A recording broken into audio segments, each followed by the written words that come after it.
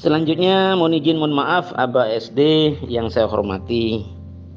Baiklah, ayat-ayat yang dan hadis-hadis sahih bahkan mutawatir demikian tegas dan secara pasti menunjukkan bahwa tiada nabi setelah baginda Nabi Muhammad SAW, apalagi Rasul, ya kan.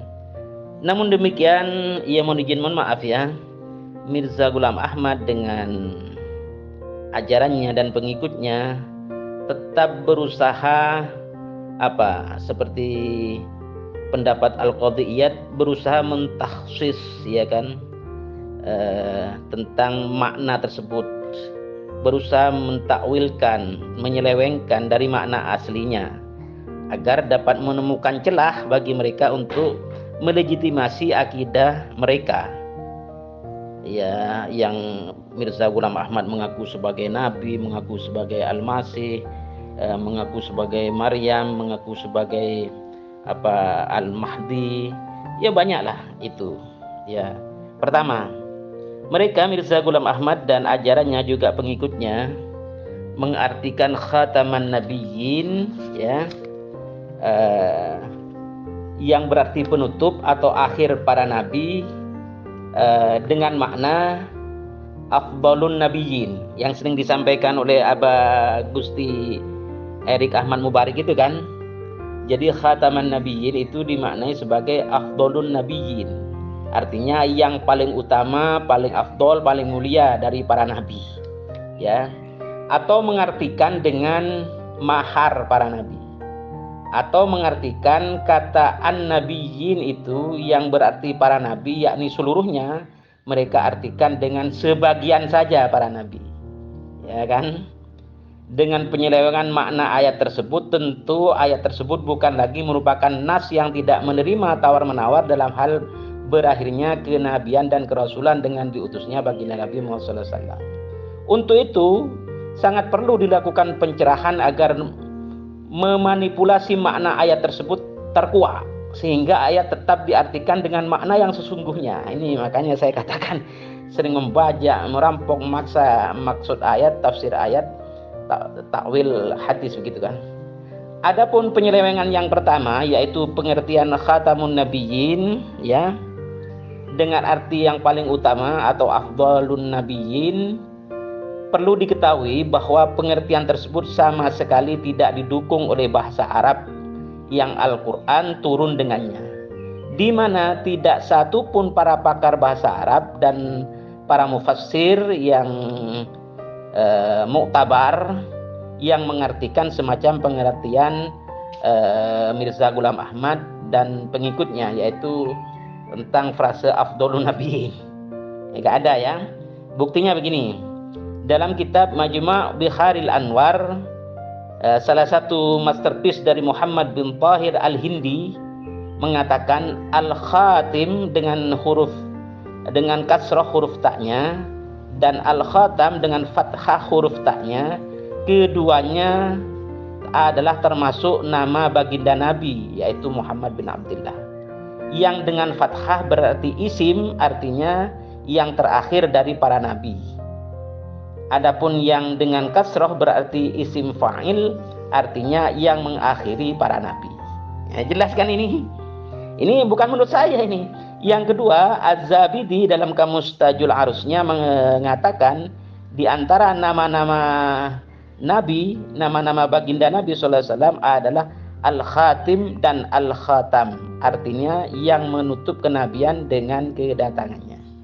Itu Az-Zabidi. Yang ketiga, Ibnu Faris mengatakan kata kerja khatamah artinya mencapai akhir sesuatu, dan baginda Nabi Muhammad SAW kama huwa ahlu disebut khatimul anbiya karena baginda Nabi SAW adalah akhir dari 124.000 nabi itu.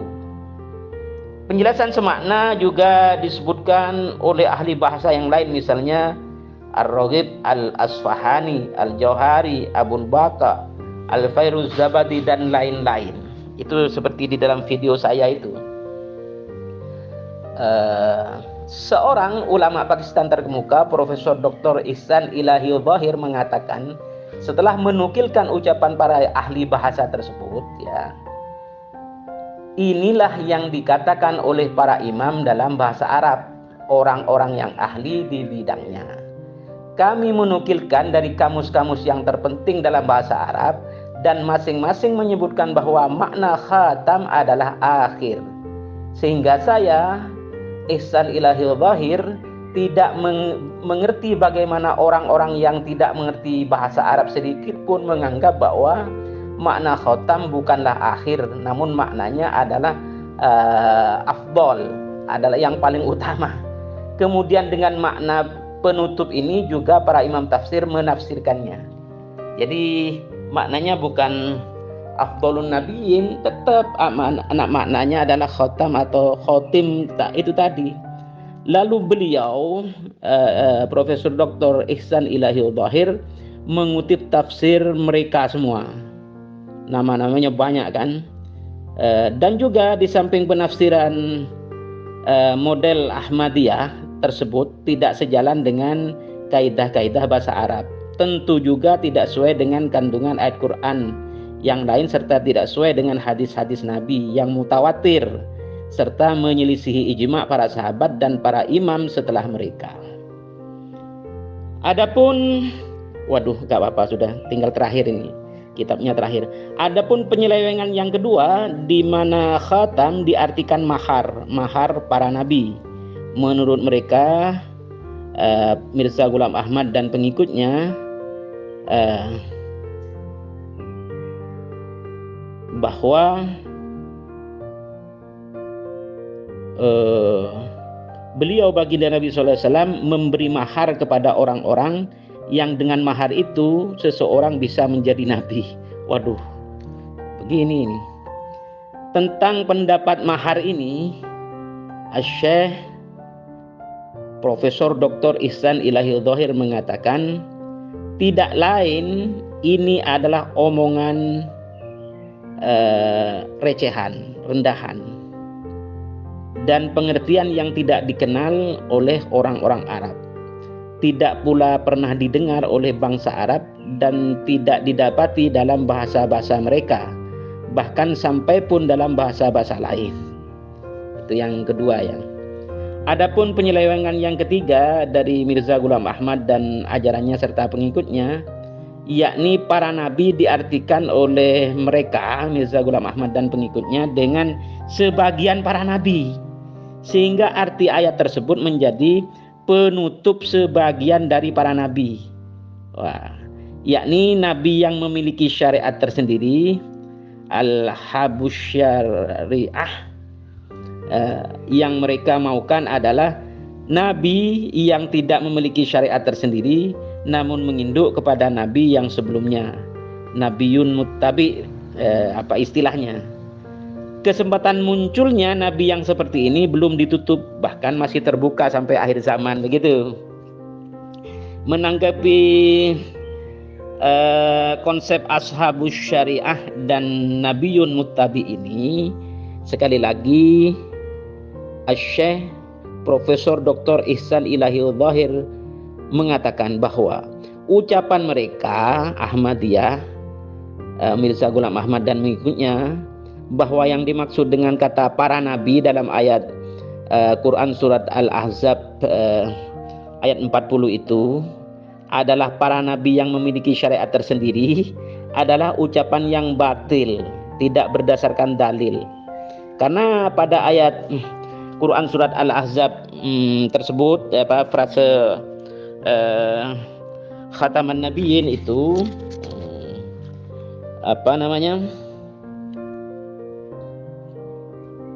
tidak membedakan di antara para nabi yang 124.000 itu. Apakah itu membawa syariat tersendiri dengan tidak membawa syariat tersendiri, tidak dibedakan.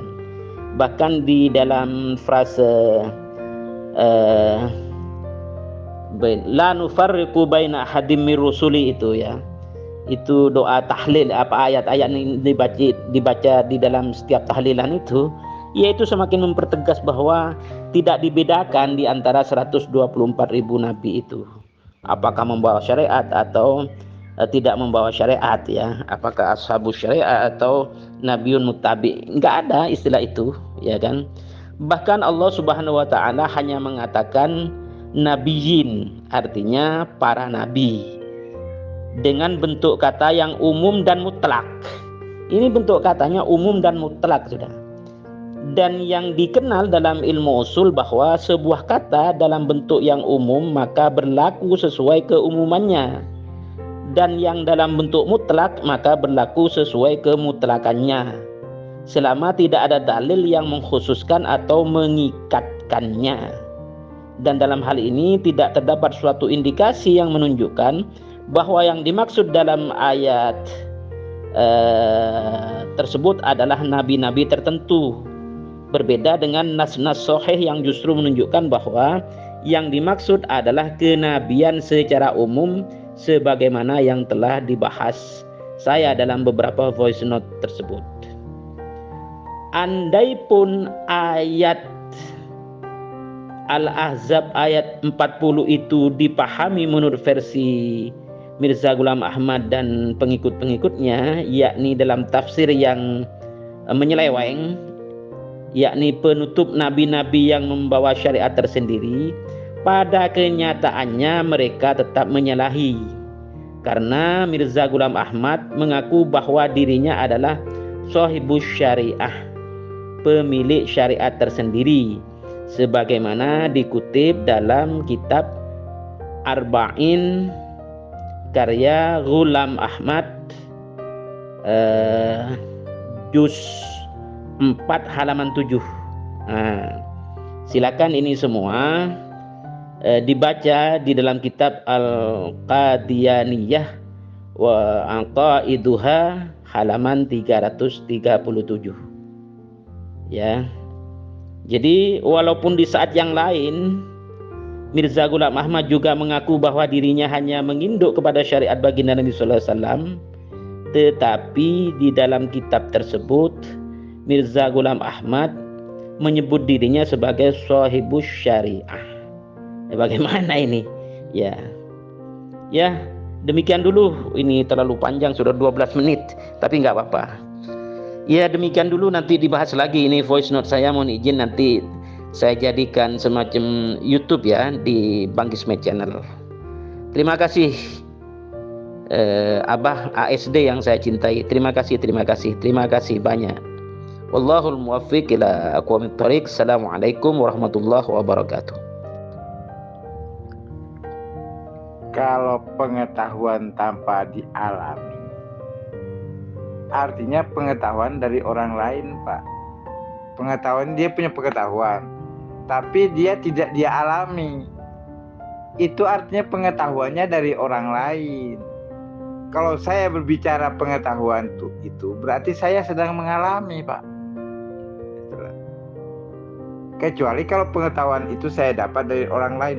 Saya yang bla bla bla bla tadi itu dari siapa? Dari saya sendiri. Artinya saya itu pengetahuan saya yang saya alami.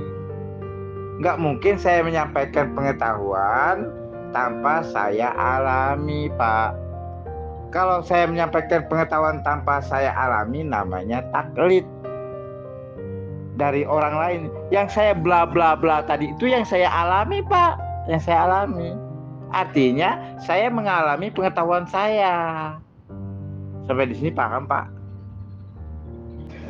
Betul, Bang Jaga Sukma. Ya, bagus kalau begitu mah. Tapi kita bukti cek and recheck kan begitu di perjalanannya. Apakah betul pengalaman Bang Jaga Sukma itu sudah menjadi pengetahuan yang Bang Jaga Sukma alami gitu loh. Kalau itu keren. Berarti tidak dusta karena sudah dialami. Dan sudah pengalaman itulah yang diceritakan menjadi pengetahuan Bang Jaga Sukma. Betul, kalau itu sudah seperti itu, bagus namanya bicaranya nggak omong kosong. Begitu Bang Jaga Sukma. Terima kasih, nggak seperti Haji Erik. Iya Bang Jaga Sukma. Dia menjawab pertanyaannya apa, diajukan ke suruhnya apa. Nggak connect. Seperti Bismillahirrahmanirrahim. Wa ma arsalna mir rasulin illa bilisani biqaumihi liyubayyina lahum. Itu kan ayat menginformasikan Allah kepada utusannya bahwa cara ininya lah utusannya itu untuk menyampaikan risalah dari Allah dengan bahasa kaumnya. Kan itu mudahnya. Cuman artiletnya, dan tidak kami utus seorang rasul melainkan dengan bahasa kaumnya. Kan itu. Jadi yang berbicara dengan bahasa kaumnya bukannya Allah, Nabi.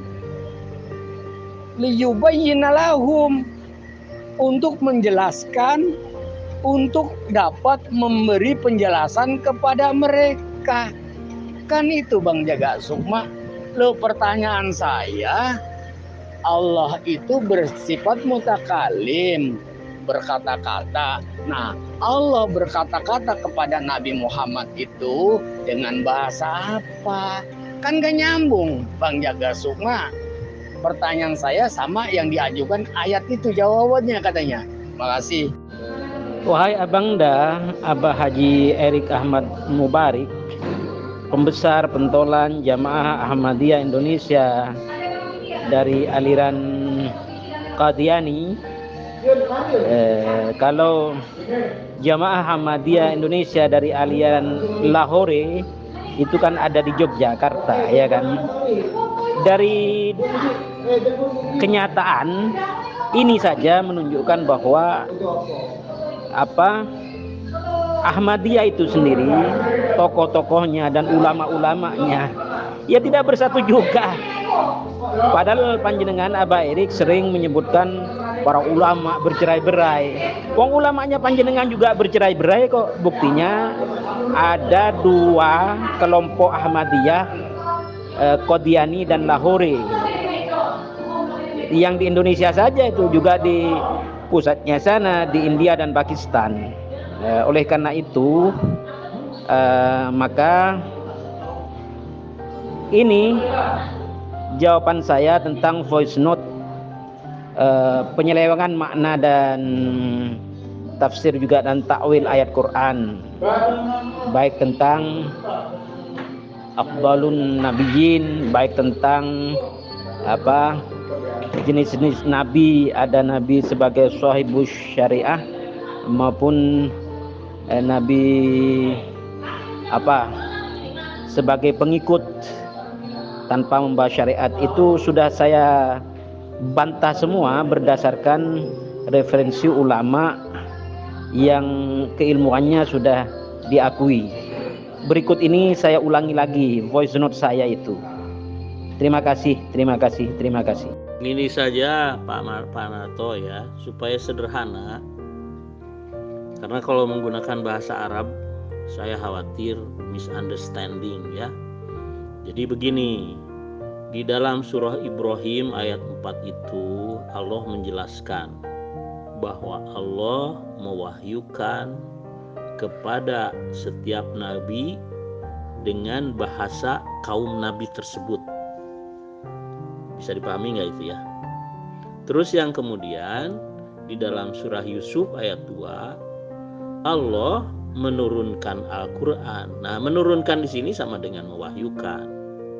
Allah mewahyukan kepada Nabi Muhammad kemudian dibukukan menjadi Al-Quran gitu kan, dalam bahasa Arab, yaitu bahasa Arab kan kaumnya Nabi Muhammad, sehingga sudah sesuai dengan surah Ibrahim ayat 4. Jadi Allah mewahyukan firman-firmannya di dalam Al-Quran kepada Nabi Muhammad dalam bahasa kaumnya Nabi Muhammad Sallallahu Alaihi Wasallam.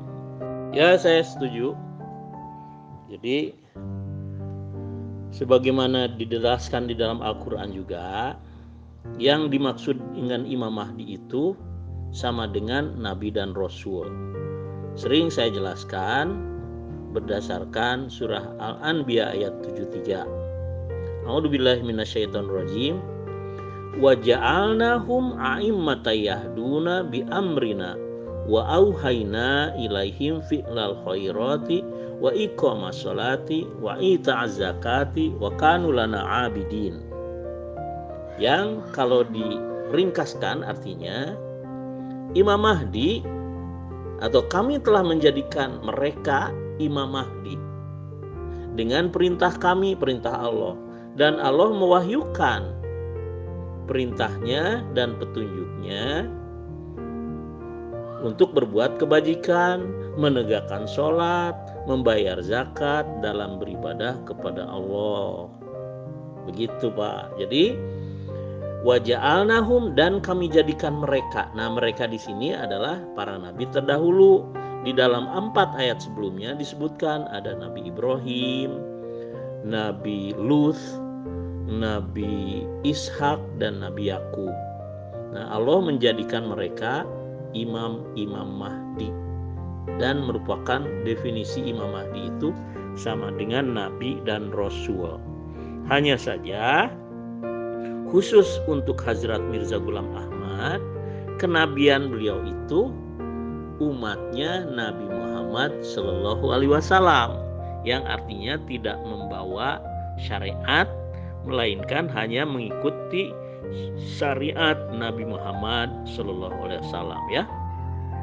Pak Haji Erik, 2 ayat itu 1 turun, nggak ada itu dia berbicara bahasa Arab, menjelaskan bahwa sesungguhnya aku menurunkan Al-Quran loh. Menurunkan Al-Quran. Bukan bicara Allah dengan Nabi Muhammad tuh. Kalau surah Yusuf 12. Bukan bicara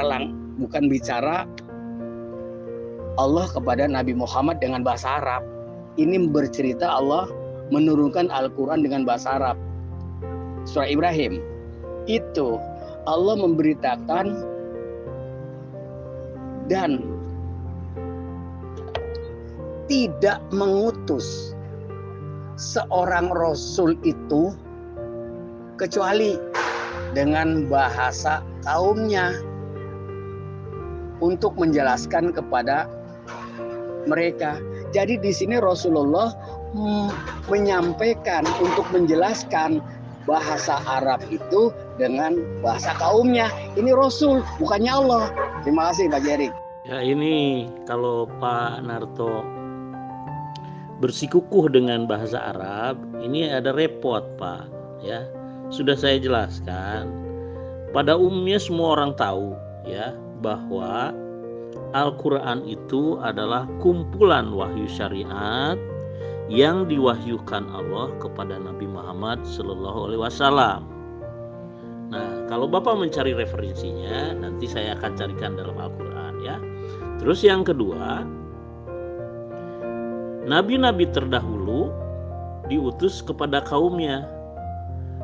Bagaimana Allah menggunakan bahasanya? Nah, di dalam Ibrahim 4 itu dikatakan, tidaklah kami mengutus seorang rasul kecuali dengan bahasa kaumnya. Jadi kaum rasul itu Pak, ya. Jadi misalnya contoh, Allah mewahyukan kumpulan wahyu dalam bentuk Taurat kepada Nabi Musa. Bagaimana Bapak memahaminya? Tentu bahasanya Nabi Musa kan? Bahasa kaumnya Nabi Musa apa? Ibrani atau Yahudi kan? Nah, itu terkumpul dalam kitab Taurat gitu Pak, ya. Ya, saya paham itu Pak. Saya nggak sampai tuntas, tapi saya paham. Jadi begini Pak. Kata la Nabi Ba'di di situ adanya artinya Ba'da Qorib. Ya, tetapi Ba'da Ba'id itu masih ada, yaitu Imam Mahdi itu, ya. Karena apa? Karena Allah kepada Bani Israel itu, ya, menurunkan para nabi, awali dengan Nabi Musa sebagai pembawa syariat Taurat. Kemudian diikuti oleh rasul-rasul, bukan diikuti oleh khalifah atau khilafah alamin haji nubuah. Atau dengan kata lain, khilafah alamin haji nubuahnya Nabi Musa itu adalah atau bergelar nabi-nabi atau rasul-rasul juga. Nah, ini ada di dalam surah Al-Baqarah ayat 87. Begini bunyinya ya. A'udzubillahi minasyaitonirrajim.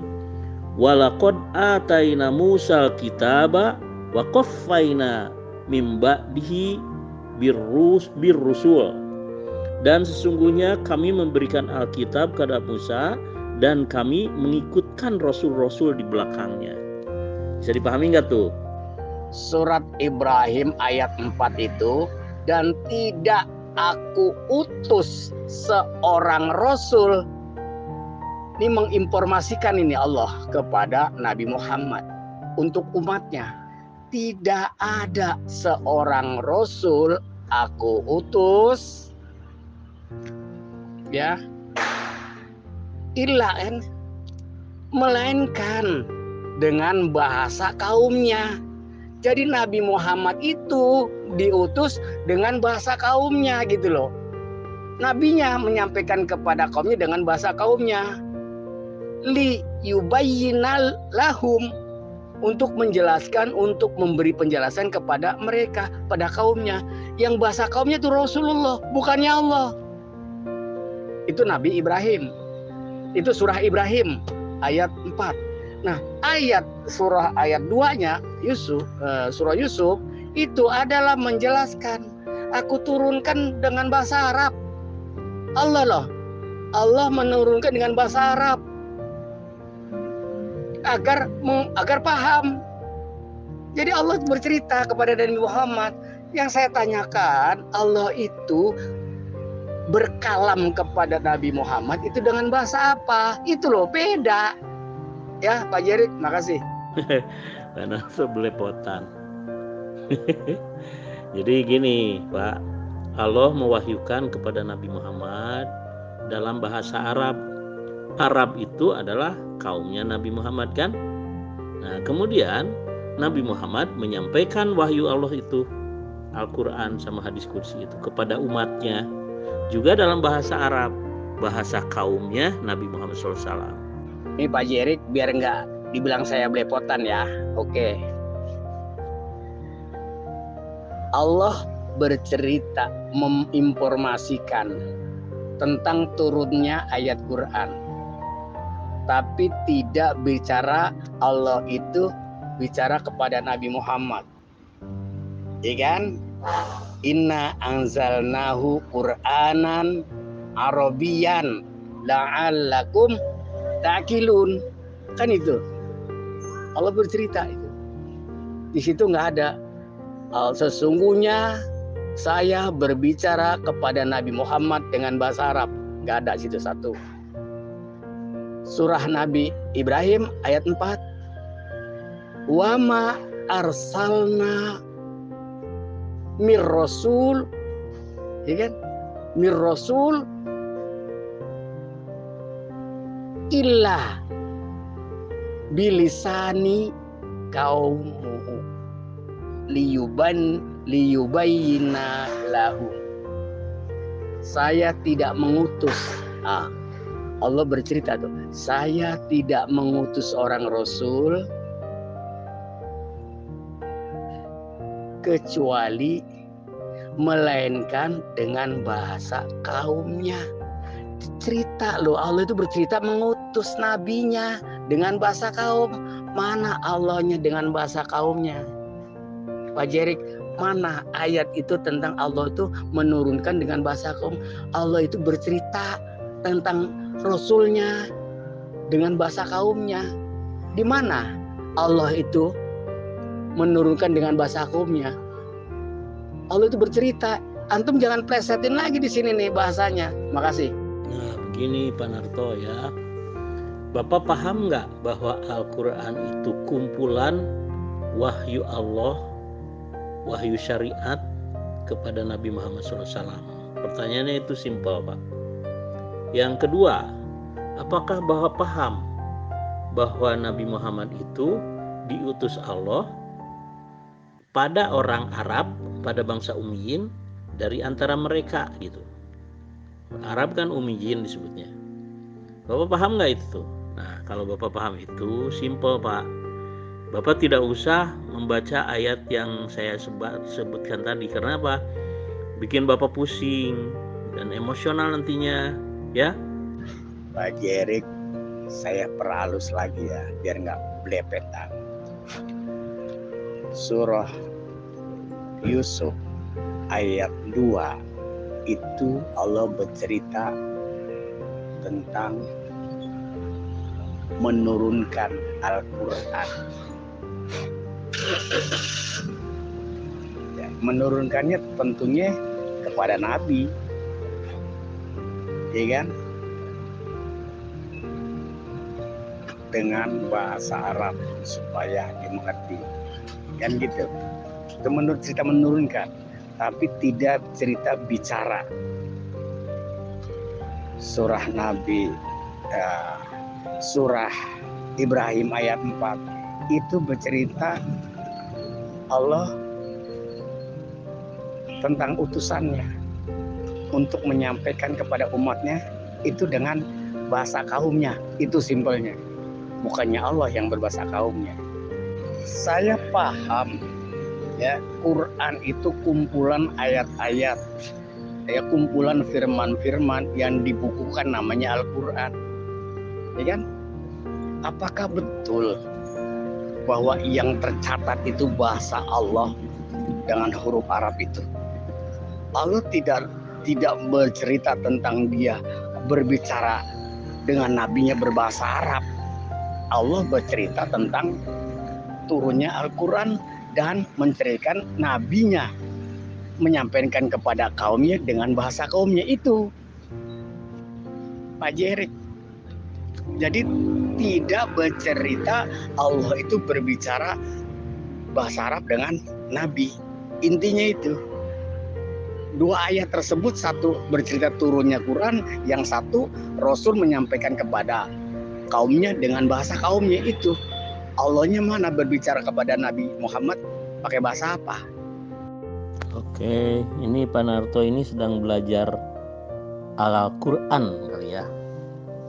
Tapi Bapak sudah mengakui bahwa Al-Quran itu adalah kumpulan ayat-ayat atau firman-firman Allah. Firman Allah kepada siapa Pak? Kepada Nabi Muhammad bukan? Bukan. Kalau bukan, saya kasih tahu nih ya. Di dalam surah Al-An'am ayat 19, Allah Ta'ala memberitahukan atau memerintahkan Nabi Muhammad, "Qul," katakanlah, "dan diwahyukan kepadaku Al-Quran ini." Nah, kan jelas ya. Jadi dengan demikian maka Al-Quran itu kumpulan wahyu Allah kepada Nabi Muhammad Sallallahu Alaihi Wasallam dalam bahasa Arab di surah Yusuf ayat 2, yaitu Arab itu kaumnya Nabi Muhammad, ya. Kaumnya Nabi Muhammad itu adalah Arab sebagaimana tertulis di dalam surah Ibrahim ayat 4, surah Yusuf ayat 2, dan surah Al-An'am ayat 19. Masih kurang? An-An'am ayat 19 itu nggak ada hubungannya mewahyukan kepada Nabi Muhammad. Mewahyukan, Allah tidak bicara kepada Nabi dengan bahasa Arab, nggak ada, ya kan? Terus kembali lagi ke ayat yang tadi itu, tadi Allah itu menurunkan loh, bukan bicara. Yang saya tanya itu bicara. Allah itu bicara kepada Nabi Muhammad dengan sifat al-kalamnya loh. Itu bahasa apa? 3 ayat itu menceritakan tentang pertama turunnya Quran itu bahasa Arab. Yang kedua Rasul mengutus Rasul itu dengan bahasa kaumnya supaya menjelaskan kepada mereka. Yang Al-An'am itu Allah memberikan wahyu kepada Nabi Muhammad. Ya kan? Nggak ada cerita Allah berbicara dengan bahasa Arab. Terima kasih Pak Erik. Ya, di dalam surah Al-An'am itu Nabi Muhammad diperintahkan oleh Allah. Qul, katakanlah wahai Muhammad, dan diwahyukan kepadaku Al-Quran ini, supaya dengannya aku memberi peringatan kepada kalian. Nah, itu perkataan Nabi Muhammad atas perintah Allah. Jadi Al-Quran itu diwahyukan kepada Nabi Muhammad SAW oleh Allah Ta'ala dalam bahasa Arab, yaitu bahasa kaumnya Nabi Muhammad Sallallahu Alaihi Wasallam. La itu zat itu, ilaha itu sifat, ilah itu asma, Allah di belakangnya apa? Kan min kali min plus kan, yaitu istilahnya nafi isbatnya itu. Zat belum nyata, istilahnya zat belum diketahui, sifat belum diketahui. Nyatanya zat Allah tuh ke zat baharu ini, ke yang maujud ini, yang dibuat ini. Nah di situ dia bersaksi situ. Ya, amal pandangan namanya kan, amal pandangan. Menyaksikan, yang kita saksikan itu ya fiilnya Allah, ya asmanya Allah, ya sifatnya Allah, ya zatnya Allah itu. Bagaimana kita menyaksikannya itu? Misalnya satu contoh, kita melihat seseorang berbuat kebaikan kepada orang lain. Di waktu orang itu berbuat baik kepada orang lain, itu kita saksikan itu perbuatan Tuhan di situ. Atau seorang dokter baru mengobat, lah kasihnya obat. Obat dan dokter itu tidak menyembuhkan, perbuatan Tuhan itu yang menyembuhkan melalui si dokter dan si obat tadi. Jadi jangan sangka obat dan dokter itu yang menyembuhkan. Nah, di asmanya apa? Dokter, asmanya kan obat, gitu.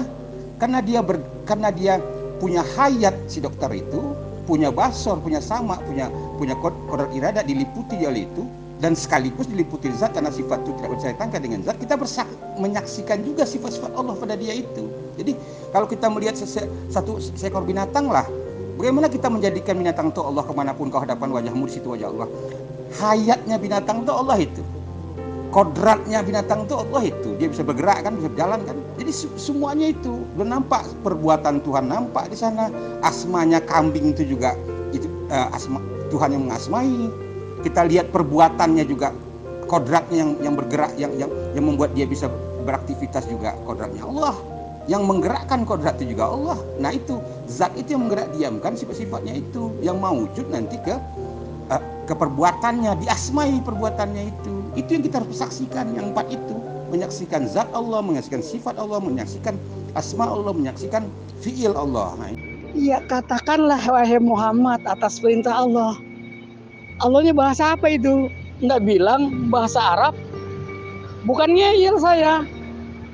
Antum tuh nggak sesuai, yang satu dibilang menurunkan Al-Quran dengan bahasa Arab, yang satu Rasul menyampaikan kepada bahasa kaumnya, Rasulnya loh yang bahasa kaumnya, bukan Allahnya. Yang satu turun ayat Al-Quran itu nggak ada cerita Allah berbicara bahasa Arab, nggak ada di situ, termasuk Al-An'am. Katakanlah, Allah mengatakan suruh katakanlah, tapi dia nggak menyampaikan dengan bahasa Arab. Ya Pak Jerit, jangan bohongin orang ente. Terus kalau diperkatakan lagi, apakah yang di Quran itu adalah bahasa Allah? Ya, huruf Arab itu. Apakah itu semua bahasa Allah yang tercatat di Quran itu? Pak Jerit, terima kasih. Wahai Abangda Abah Haji Erik Mubarak, panjenengan itu siapa? Kok ngomong hadis Abu Dzar Al-Ghifari itu dhaif? Sebutkan di mustalah hadis itu siapa yang mendhaifkan, terus sebabnya kenapa didhaifkan, siapa yang mensahihkan, sebabnya kenapa disahihkan. Begitu. Jangan cuma menurut para ulama itu adalah hadis dhaif gitu loh. Mana ulama siapa gitu loh. Itu yang pertama. Yang kedua, ya, seandainya hadis itu pun dhaif, ya, seandainya ini maka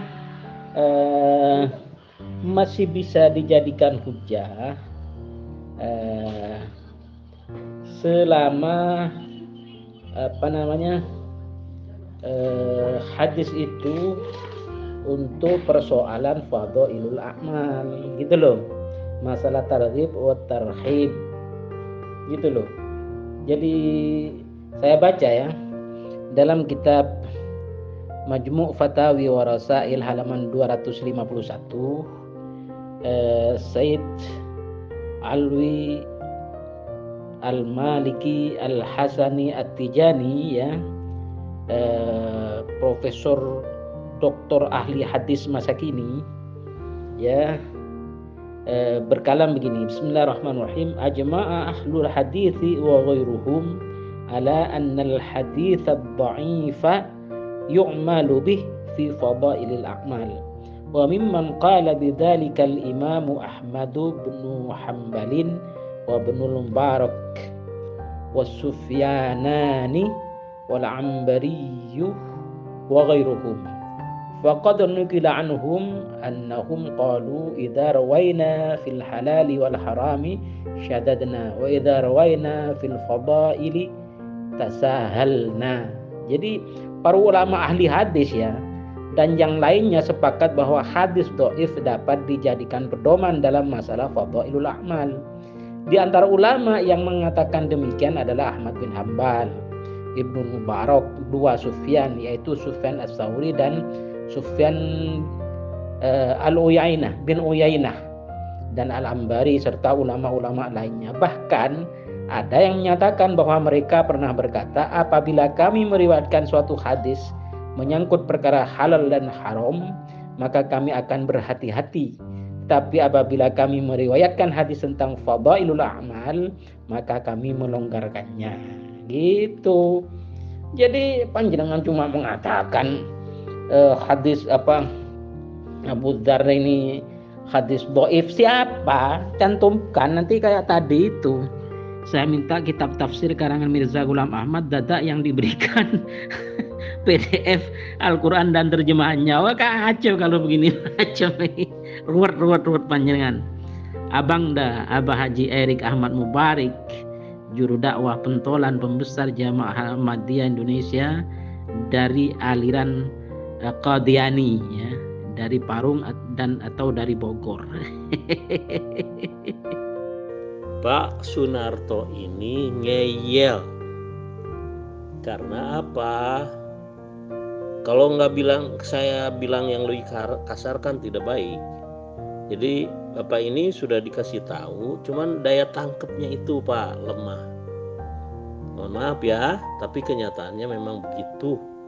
Ya, sudah jelas kok dengan 3 ayat itu ya dapat diputus atau dapat disimpulkan bahwa Allah mewahyukan Al-Quran kepada Nabi Muhammad dalam bahasa Arab, yaitu bahasa kaumnya Nabi Muhammad Sallallahu Alaihi Wasallam. Pak Haji Erik, saya juga bisa bilang loh, mana kata-kata Allah mewahyukan kepada Nabi Muhammad bahasa Arab? Mana kalimatnya? Kalimatnya mana? Allah mewahyukan kepada Nabi Muhammad bahasa Arab. Mana kalimatnya? Surah ayat 2 Surah Yusuf itu Allah menceritakan turun menurunkan Al-Quran dengan bahasa Arab biar paham, turun, nggak ada dia bisa berbahasa Arab, ini menurunkan loh. Yang satu lagi adalah Allah mengutus nabinya kecuali untuk menyampaikan, untuk menjelaskan dengan bahasa kaumnya. Mana Allahnya yang berbahasa Arab? Saya juga bisa kalau mau kasar. Ya, mana kata-kata Allah itu menurunkan wahyu kepada Nabi Muhammad dengan bahasa Arab? Mana kalimatnya? Makanya supaya enggak repot, saya mengajak siapa saja untuk memahami arti Nabi berdasarkan ayat Al-Quran saja. Jangan berdasarkan hadis ya. Cukup berdasarkan ayat Al-Quran aja sudah memenuhi syarat kok. Surah Yunus Surah Yusuf ayat 2 ya. Allah menurunkan Al-Quran dalam bahasa Arab. Kemudian surah Al-An'am, Nabi Muhammad diperintah oleh Allah untuk menyatakan bahwa Al-Quran ini diwahyukan kepadaku ya. Kemudian surah Ibrahim itu Arab adalah kaumnya Nabi Muhammad SAW, atau setiap nabi Allah mewahyukan kepada setiap nabi dalam bahasa kaumnya. Itu terlalu umum sih. Udah lupakan saja sementara ya surah Ibrahim. Cukup dengan surah Yusuf ayat 2 surah Yusuf ayat 2 dan surah Al-An'am ayat 19 ya. Surat Yusuf ayat 2 itu Allah memberi kabar, menginformasikan bahwa kami turunkan Al-Quran dengan bahasa Arab. 1. Surat Ibrahim ayat 4, Allah tidak mengutus seorang rasul ya kecuali dengan bahasa kaumnya. Jadi rasul yang berbahasa kaumnya. Kan begitu. Al-An'am bahwa wahyu yang diturun kepada Nabi Muhammad ya untuk menyampaikan kepada umatnya. Nah, bahasa Allahnya berbahasa Arab mana? Gitu loh yang saya tanyakan.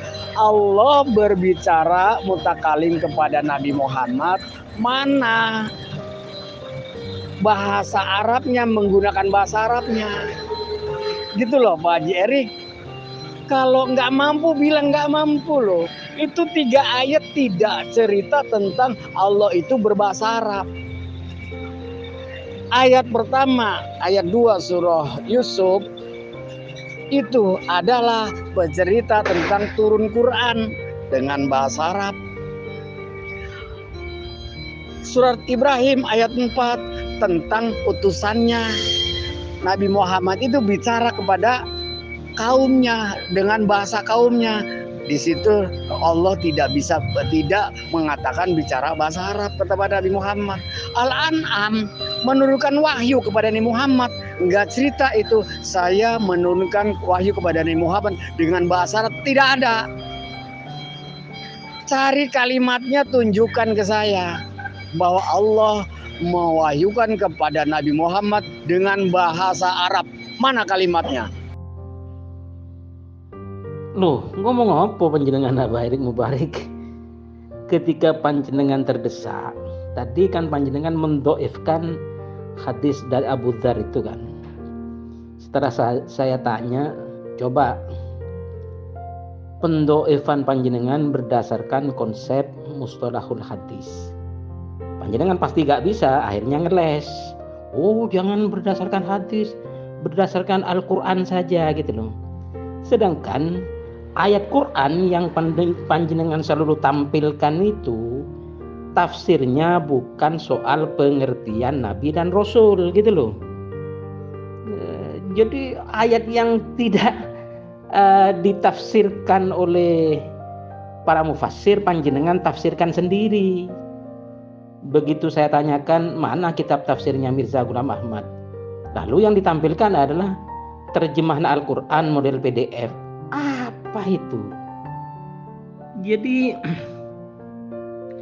bahwa hadis itu pun ya termasuk di dalamnya as-sunnah 3 pilar itu, sabda, perbuatan dan persetujuan baginda Nabi itu menurut para mufassir ketika mentafsirkan Quran surat An-Najm ayat 3 dan 4 Bismillahirrahmanirrahim, wa ma yantiqu 'anil hawa in huwa illa wahyu yuha, adalah semua sunnah baginda Nabi yang 3 pilar itu bukan berdasarkan hawa nafsu baginda Nabi, tetapi berdasarkan wahyu yang diwahyukan. In huwa illa wahyu yuha. Banyak dasar-dasarnya bahwa merupakan satu kesatuan yang integral antara Al-Quran dan As-Sunnah. Terus mengapa panjenengan mau memisahkan gitu? Wah, payah panjenengan ini. Ya, inilah membuktikan, ini netizen yang menilai lu kok. Ini bukan masalah terdesak tidak terdesak, ya. Supaya kita memahami arti Nabi, sebaiknya berdasarkan Al-Quran, ya. Coba bicara yang baiklah ya, jangan seperti itu. Main terdesak apaan lagi ya? Sudahlah, hilangkanlah kata-kata kotor seperti itu ya. Sudah, sekarang Anda cari definisi atau arti Nabi menurut Al-Quran. Saya kasih tahu, yaitu surah Al-Anbiya salah satunya ya. Surah Surah Yusuf menyatakan bahwa Allah menurunkan Al-Quran dalam bahasa Arab supaya dimengerti oleh Pak Ahmad Sunarto. Yang kedua, Nabi Muhammad diperintahkan oleh Allah bahwa diwahyukan Al-Quran ini kepadaku. Nah, jadi dengan demikian maka disimpulkan Allah mewahyukan Al-Quran ini dalam bahasa Arab. Begitu Pak ya. Kalau diiktibarkan ya, si jasad itu pena itu atau kalam. Si roh itu disebut tinta. Yang menggerakkan tinta ini dan si pena tadi itu, si kalam itu untuk bisa menulis, untuk bisa berkata-kata. Kan si pena tadi katakan jasad kita kan punya mulut nih. Nah, siapa yang menggerakkan? Yang menggerakkan itu zat Allah itu, yang menggerakkan si pena itu untuk menulis asma-asmanya itu semuanya. Itu kan Al-Quran itu kan kumpulan asma-asma Tuhan. Ada asma yang menuju kepada fiilnya, ada asma yang menuju kepada sifatnya, ada asma menuju kepada zatnya. Itu makanya berproses dia dari 124.000 nabi itu sampai ke Nabi Muhammad itu berproses dia kesempurnaannya pada Nabi Muhammad. Nabi Muhammad menyempurnakan agama-agama sebelumnya. Makanya nabi yang sebelumnya mungkin kategori soleh lah, nabi yang soleh. Nah, tiba di Nabi Ibrahim udah mulai diperkenalkan itu mengenal Allah, dia mengenal Allah melalui berserah diri secara zahir dan batin. Tiba di Nabi Musa, dia diberi risalah atau membawa risalah, dia mengenal Tuhan itu melalui fi'il Allah, perbuatan Allah itu. Makanya 10 perintah Tuhan kepada Nabi Musa itu kan semua fi'ilnya itu, perbuatan Allah semua itu. Nah, tiba di Nabi Daud, af'al dan asma. Tiba di Nabi Isa, af'al, asma dan sifat. Tiba di Nabi Muhammad disempurnakan dinnya itu menjadi lengkap, zat, sifat, asma, af'al dan kelengkapan hukum-hukum, ketetapan-ketetapan. Itu satu kesatuan dia semua. Sebetulnya sih yang paling sempurna itu Nabi Muhammad. Awalnya awal Muhammad, akhir pun Muhammad sebetulnya. Jadi pemunculan secara zahirnya Muhammad memang belakangan gitu loh. Padahal sebetulnya dia lebih duluan. Menurut Muhammad dengan Muhammad Rasulullah itu lebih duluan dia itu. Sebelum ada menciptakan udah ada dia itu. Yo, bukan kata-kata kotor itu, tetapi fakta dialog ketika panjenengan tadi mendoifkan hadis kan. Saya tanya, saya desak, siapa yang mendoifkan? Ayo kalau mendoifkan dengan cara mustalahul hadis ya, takhrijul hadis macam-macam. Ketika panjenengan tidak bisa menyebutkan itu, terdesak kan? Lalu panjenengan, oh jangan pakai hadis, pakai ayat Quran saja begitu kan? Sekarang saya ikuti panjenengan ya. Oke lah, mari kita kaji apa pengertian Nabi dan Rasul seperti yang sampean sebutkan. Ayo sebutkan ayatnya, Quran ayat surat berapa, ayat berapa, lalu kita kaji berdasarkan mufassir loh. Jangan ngarang sendiri. Ayo saya tantang panjenengan. Pak JR, kalau mau merendahkan gampang saja. Saya mudah. Cuman saya nggak mau di grup ini. Karena apa? Ada kode etik. Karena masuk ke YouTube. Saya bisa loh merendahkan Pak Jerit. Gampang kok. Nah, Allah mewahyukan kepadaku. Nggak ada tuh. Allah mewahyukan dengan bahasa Arab, nggak ada tuh. Nah, kan Pak Haji Erik menyimpulkan.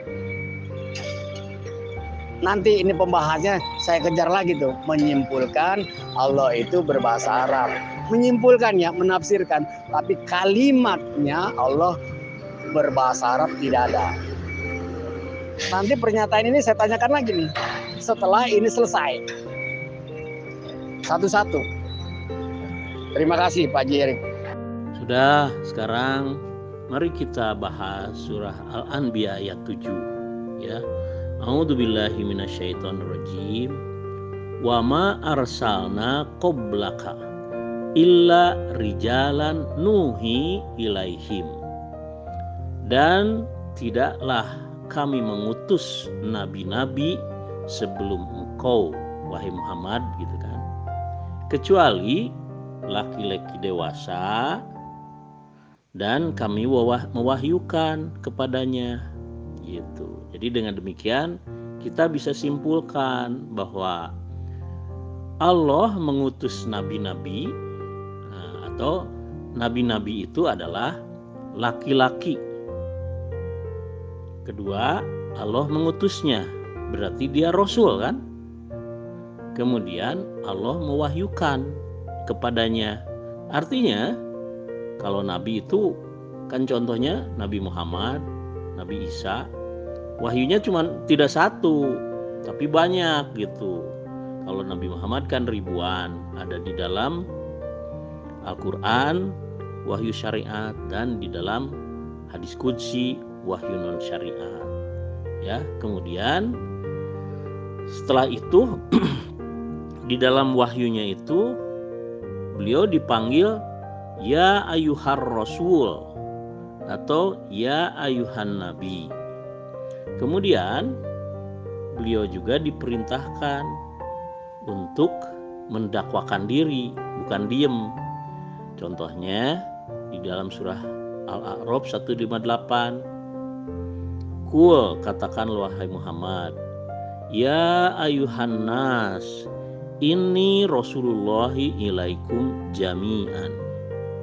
Wahai manusia, sesungguhnya aku Rasul Allah kepada kalian semuanya. Jadi jelas ya. Pak Narto masih belum paham juga. Coba baca deh surah Yusuf ayat 2 dan surah Al-An'am ayat 19. Bagaimana Bapak menyimpulkan ya? Zat itu dia tidak berkata-kata, tidak bertulisan. Disebut dia yang menggerak diamkan, itu zat itu. Yang digerak diamkannya siapa? Sifat. Nah, karena sifat itu digerak diamkan, timbullah rasa. Nah, itu wahyu itu dalam bentuk rasa dia. Baru dituangkan, ditransit dari bahasa rasa. Itu tadi dari bahasa gerak ke bahasa rasa, dari bahasa rasa ke bahasa kata-kata, mulut. Dari bahasa kata-kata ditransit lagi menjadi bahasa tulisan, menjadi kitab suci dia namanya. Itu cara kerjanya begitu. Yang dari firman menjadi wahyu, menjadi kitab suci. Lagi-lagi Abangda Haji Erik Ahmad Mubarik ya gagal total, tetapi mokong, ngotot.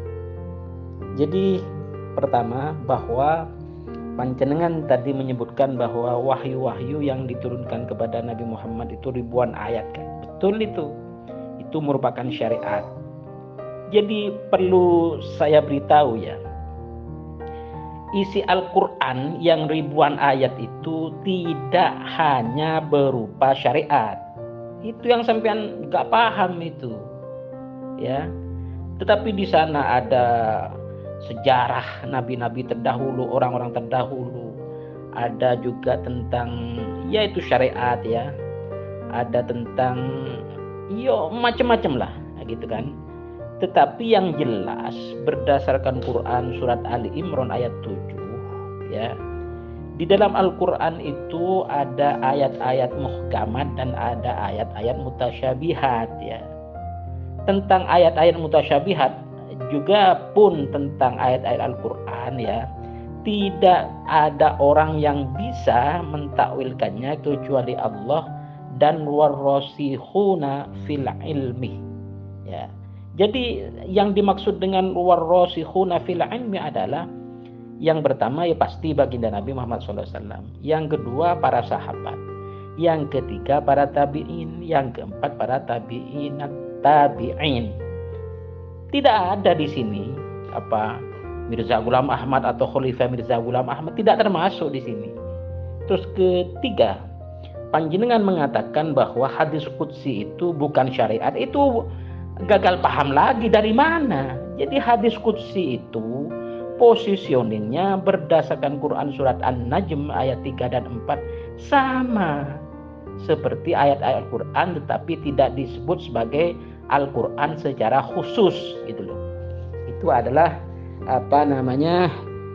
berlaku ayat-ayat yang umum dengan ayat-ayat yang khusus dan mutlak, gitu saja. Jadi panjenengan repot ini. Terus yang ketiga, tentang Quran surat Al-Anbiya ayat 7 itu ya, yang dimaksud itu bukan seperti sampean narasikan itu, karena sampean menarasikan tanpa merujuk kepada para mufassir lah. Ini terlihat panjenengan itu ngarang sendiri. Saya baca tafsir Ibn Katsir ya terhadap Quran surat Al-Anbiya ayat 7 itu maksudnya begini. Jadi kami Allah tiada mengutus rasul-rasul sebelum panjenengan ya Muhammad, melainkan beberapa orang laki-laki yang kami Allah beri wahyu kepada mereka. Maka tanyakanlah oleh panjenengan kepada orang-orang yang berilmu jika panjenengan tiada mengetahuinya, dan tidaklah kami menjadikan mereka tubuh-tubuh yang tiada memakan makanan, dan tidak pula mereka itu orang-orang yang kekal. Itu maksudnya. Kemudian kami tepati janji yang telah kami janjikan kepada mereka, maka kami selamatkan mereka dan orang-orang yang kami kehendaki, dan kami binasakan orang-orang yang melampaui batas. Allah berfirman menjawab orang-orang yang mengingkari Rasul dari kalangan manusia. Kami tiada mengutus Rasul-Rasul sebelum kamu ya Muhammad, melainkan beberapa orang laki-laki yang kami beri wahyu kepada mereka. Al-Anbiya ayat 7. Yakni semua Rasul yang terdahulu terdiri atas manusia laki-laki, tiada seorang pun di antara mereka dari kalangan malaikat. Itu maksudnya. Nanti itu dimaksur oleh Quran surat Yusuf ayat 109, juga oleh Quran surat Al-Ahqaf ayat 9. Nanti banyak begitu. At-Taghabun ayat 6, juga Al-Anbiya, ya banyaklah. Jadi kalau menafsirkan sesuatu ayat itu ya berdasarkan tafsir. Itu yang ketiga. Yang keempat begini ya. Jadi ini menunjukkan panjenengan gagal membuktikan persoalan Nabi dan Rasul itu berasal dari Al-Quran. Gagal panjenengan. Sekali lagi gagal. Jadi ayat ini tidak menjelaskan tentang persamaan dan perbedaan frase Nabi dan Rasul. Begini loh. Jadi saya katakan ya, bahwa frase Nabi dan Rasul itu bukanlah dua kata yang berbeda, sehingga setiap orang mengatakan bahwa Nabi bukanlah seorang Rasul dan Rasul bukanlah seorang Nabi. Akan tetapi sebagaimana yang telah kami jelaskan bahwa relasi di antara frase Nabi dan Rasul itu adalah relasi yang bersifat umum dan bersifat khusus mutlak. Itu kan. Jadi panjenengan gagal memahami ini. Banyak ayat ya. Banyak ayat yang menjelaskan bahwa kaitannya linier antara Nabi dan Rasul, misalnya berkenaan dengan baginda Nabi Ibrahim. Ya, Al-Quran surat Maryam ayat 41. Bismillahirrahmanirrahim. Wa dzkur fil kitab Ibrahim innahu kana siddiqan nabiyya. Ya kan? Pada ayat Quran surat Maryam ayat 51 dan kami telah mengutus Nuh dan Ibrahim ya. Dan pada Quran surat apa itu Al-Alaq ayat 19, Suhuf Ibrahim dan Musa. Dari 3 ayat ini saja dapat simpulkan bahwa Nabi Ibrahim sebagai seorang rasul yang memiliki kitab tersendiri, juga seorang nabi. Berkaitan dengan Nabi Musa misalnya, Allah berfirman dalam Quran surat Maryam ayat 51, Bismillahirrahmanirrahim, wa dzkur fil kitabi Musa innahu kana mukhlasan wa kana rasulan nabiyya. Ini sebagai nabi, sebagai rasul juga. Tentang Isa misalnya, di dalam Quran surat An-Nisa ayat 171, Bismillahirrahmanirrahim, innamal masihu Isa bin Maryam Rasulullahi qala inni Abdullahi ataniyal kitabah wa ja'alni nabiyyan. Ya kan? Ini sesungguhnya aku adalah hamba Allah. Allah menurunkan kepadaku Isa kitab dan menjadikanku seorang nabi. Berkaitan dengan baginda Nabi sallallahu alaihi wasallam, ya Quran surat Al-Ahzab ayat 45, Bismillahirrahmanirrahim, ya ayyuhan nabiyyu inna arsalnaka syahidan wa mubasysyiran wa nadhiran. Pada ayat lain dijelaskan Al-Fat ayat 29, Bismillahirrahmanirrahim, Muhammadur Rasulullah walladzina ma'ahu wasyidda'u 'alal kuffari wa ruhama'u bainahum. Pada ayat yang lain di surat Al-A'raf 157 dijelaskan Bismillahirrahmanirrahim, alladzina yattabi'una ar-rasulan nabiyyal ummiyah. Gitu kan? Jadi sekali lagi dari berbagai ayat ini dipertegas oleh hadis Abu Dzar Al-Ghifari itu bahwa berlaku konsep yang umum dengan konsep yang khusus mutlak. Jadi segala konsep yang umum berlaku keumumannya, konsep yang khusus berlaku kekhususannya dan kemutlakannya. Itu yang sampean tidak bisa. Makanya mencampur adukkan. Ya ruwet lah kalau begini macam, tanpa referensi lagi. Gagal ya panjenengan mencomot ayat Quran untuk dipaksakan sebagai referensi pengertian Nabi dan Rasul. Gagal ini, saya buktikan gagal kan. Saya membacanya sebagai literatur ini. Ya sudahlah, jangan komentar-komentar seperti itu, Pak. Topik kita adalah sejauh mana Anda memahami arti Nabi berdasarkan Al-Quran, itu saja ya. Jangan mengomentari saya ya, tidak baiklah ya. Komentari aja Al-Quran, apa arti Nabi berdasarkan Al-Quran. Oke? Loh, bagaimana tidak saya komentari wong panjenengan gagal ya memaksakan ayat yang kata panjenengan korelasinya dengan pengertian Nabi dan Rasul. Gagal kan? Kalau saya mengomentari gagal, apa salah? Ya benar itu. Jadi saya kembalikan pada panjenengan tadi. Panjenengan mengatakan bahwa Nabi itu seorang laki-laki ya kan? Laki-laki dewasa diutus oleh Allah gitu loh. Saya cuma ingin bertanya, kalau konsepnya sesederhana itu dari satu ayat dijadikan pegangan, bagaimana pendapat panjenengan tadi? Ini saya bertanya, nanti panjenengan jawabnya dengan jangan begitu jangan begitu, dijawab dengan dalil juga. Quran surat Al-Hajj ayat 75 yang saya baca begini, Bismillahirrahmanirrahim.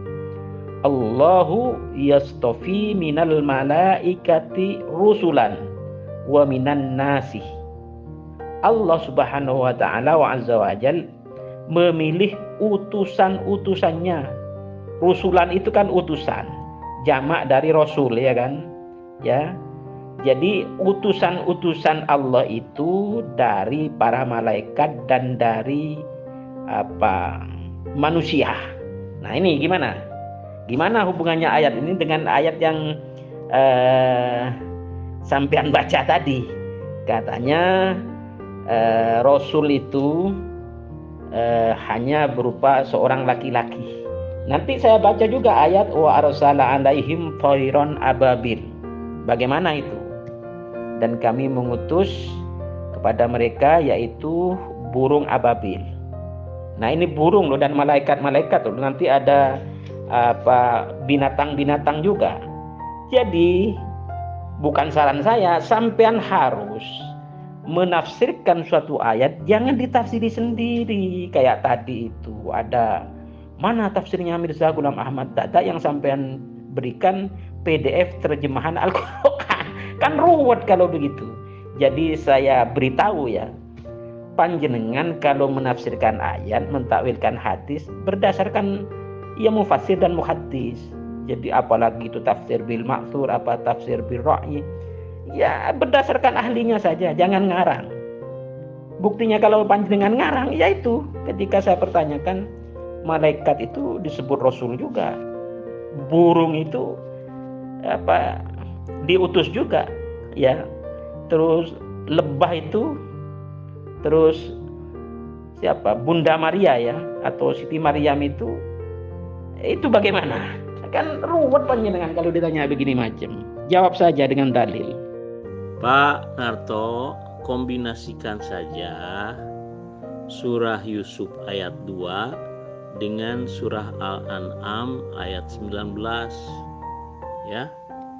Nah, kalau masih belum paham juga, kemudian baru Bapak membaca surah Asy-Syura 51 ya. Silakan Pak ya. Bagus, ini tadabbur Quran kok. Ya, cuman jangan emosional, nyantai aja Pak. Oke, kalau Anda menuduh saya gagal, sekarang Anda uraikan tuh, Anda i'rob istilahnya ya. Surah Al-Anbiya ayat 7 itu ya, bagaimana tuh? Di sana ada arti nabi menurut Al-Qur'an surah Al-Anbiya ayat 7. Nah, bagaimana Anda memahami itu? Dengan satu ayat saja dulu, jangan dicampur aduk dengan yang lain ya. Satu ayat saja dulu, oke? Loh, kok malah bertanya? Saya tadi sudah membaca tafsir dari Ibn Katsir. Nanti banyak tafsir tentang Al-Anbiya ayat 7 itu. Itu membuktikan bahwa panjenengan gagal total gitu loh. Ayat di sana itu tidak memberikan definisi tentang nabi dan rasul gitu loh. Kalau oke lah, kalau itu merupakan definisi, sekarang menurut siapa? Dalam kitab tafsir apa? Begitu. Kok nyuruh saya mengikrab, ya apa itu? Bukan jawaban yang tepat lah. Panjenengan sudah terdesak, tidak bisa mengartikan segala sesuatu yang berkaitan dengan frase Nabi dan Rasul, kok malah menyuruh saya? Loh, gimana kalau dialog macam begini itu lah? Nanti saya membaca tentang tafsir dari Quran surat An-Nahl ayat 43 itu ya. Saya baca aja begini. Bismillahirrahmanirrahim. Wa ma arsalna min qablika illa rijalan nuhi ilaihim fas'alu ahla dzikri in kuntum la ta'lamun. Jadi Asy-Syaikh Abdurrahman As-Su'di atau As-Sa'di berkalam di dalam kitab tafsirnya ini. Maknanya, engkau ya Muhammad bukanlah rasul yang baru atau rasul yang pertama. Ya, ini sesuai dengan hadis Abu Dzar Al-Ghifari kok. Jadi baginda Rasulullah SAW itu secara fisikly adalah rasul yang terakhir, malah bukan rasul yang pertama. Tetapi sifat para rasul itu kan al-a'radul basyariyah, bersifat kemanusiaan. Itu maksudnya. Jadi tidak ada para rasul itu dalam pengertian ini ya, bukan dari bangsa selain manusia, malaikat atau apa gitu loh. Kaitannya dengan sifat rasul, yaitu a'radul basyariyah. Nah, ini maksudnya. Jadi saya lanjutkan. Jadi kami tidak pernah mengutus sebelum panjenengan ya Muhammad misalnya malaikat. Namun yang kami utus adalah laki-laki sempurna, bukan dari kalangan wanita. Ini menurut As-Su'di atau menurut As-Sa'di ya, dalam kitab tafsirnya. Bahkan Ibn Katsir berkata, keyakinan Ahlus Sunnah wal Jamaah, dan ini dinukil oleh Abul Hasan Ali Al-Asy'ari, bahwa tidak ada nabi dari kalangan perempuan. Itu maksudnya, yang ada dari kalangan mereka yang perempuan itu adalah positioning sebagai siddiqah, sebagaimana Allah mengabarkan tentang wanita yang paling mulia, Maryam bintu Imran. Bismillahirrahmanirrahim. Al-Maidah ayat 75. Mal masih ibnu Maryam illa rasulun qad khalat min qablihi rusul wa ummuhu siddiqah kana yakulani at-ta'ama. Al-Masih putra Maryam itu hanyalah seorang rasul yang sesungguhnya telah berlalu sebelum Al-Masih putra Maryam, maksudnya beberapa rasul, dan ibunya seorang yang sangat benar. Kedua-duanya biasa memakan makanan. Begitu kan? Jadi Ibn Katsir melanjutkan, Allah Subhanahu wa taala menyebutnya sebagai siddiqah, seorang yang sangat benar dalam kedudukan yang paling mulia. Kalau seandainya dia adalah nabi, maksudnya Maryam binti Imran, ibundanya Nabi Joshua Hamisyah Yesus Isa ibn Maryam Al-Masih alaihi salatu wassalam, niscaya akan disebutkan dalam rangka memuliakan dan mengagungkannya. Kalau memang ada nabi dari kalangan wanita loh. Dia, Maryam binti Imran itu adalah siddiqah berdasarkan nas Al-Quran itu. Ini tafsir Ibn Katsir. Selanjutnya As-Su'di lagi kembali menafsirkan firman Allah, Bismillahirrahmanirrahim. Mal masihu ibnu Maryama illa rasulun qad khalat min qablihi rusul wa ummuhu siddiqah kana yakulani at-ta'am. Al-Masih putra Maryam itu hanyalah seorang rasul yang sesungguhnya telah berlalu sebelumnya beberapa rasul, dan ibunya seorang yang benar. Kedua-duanya biasa memakan makanan. As-Su'di berkalam, ini adalah dalil bahwa Maryam bukanlah nabi. Ini menjawab pertanyaan saya tadi. Panjenengan kan gak bisa menjawab. Bahkan derajat tertinggi baginya adalah seorang siddiqah. Cukuplah hal ini sebagai kemuliaan dan keutamaan. Demikian pula seluruh wanita, tidak ada seorang pun dari mereka menjadi seorang nabi, apalagi rasul. Karena Allah Subhanahu wa taala menyebutkan bahwa kenabian adalah dari jenis yang paling sempurna, yaitu kaum pria. Allah berfirman dalam wa ma arsalnaka min qablika illa rijalan nuhi ilaihim, dan kami telah mengutus sebelum panjenengan ya Muhammad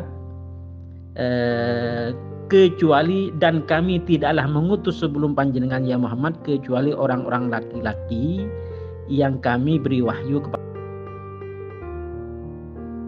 Tambahan lagi, wahai Abangda Abah Haji Erik Ahmad Mubarak ya, begini tentang Quran surat Al-Ahzab ayat 40 itu. Saya baca, A'udzubillahi minasyaitonir rajim. Bismillahirrahmanirrahim. Ma kana Muhammadun aba ahadin mir rijalikum walakin Rasulullahi wa khataman nabiyyin wa kana Allahu bikulli syai'in alima. Jadi walakin Rasulullahi, tetapi dia adalah Rasulullah. Diterangkan bahwa jumhur ahli qiraah membaca lakin dengan takhlif tanpa tasydid, ya kan, dan menasabkan kepada Rasul sebagai khabar kana yang ditakdirkan, atau diatofkan kepada aba ahadin. Sedangkan Abu Amr dalam sebuah riwayat membaca dengan tasydid lakin dan menasabkan Rasulah sebagai isimnya, sedangkan khabarnya terhapus atau mahdzuf. Silakan keterangan ini dibaca dalam tafsirnya Asy-Syaukani, yaitu tafsir Fathul Qadir. Selanjutnya, wa khataman nabiyyin, dan penutup para nabi. Ada dua bacaan dalam membaca lafaz ini. Pertama, khatam dengan huruf ta, khatim dengan huruf ta yang di kasroh. Dan ini bacaan mayoritas ahli qiraah. Menurut bacaan ini, jadi maknanya adalah penutup para nabi. Kedua, khatam dengan huruf ta yang di fathah, dan ini qiraah yang dinukilkan dari Al-Hasan dan qiraah Asim. Menurut bacaan ini maknanya adalah akhir para nabi. Silakan ini dibaca di dalam tafsir At-Tabari. Ya begitu. Jadi waduh payah Abah Erik ini. Ya demikian dulu Abah Erik. Waduh, terlalu mahal ilmu saya ini untuk sekedar menjawab mutar-mutar panjenengan Abah.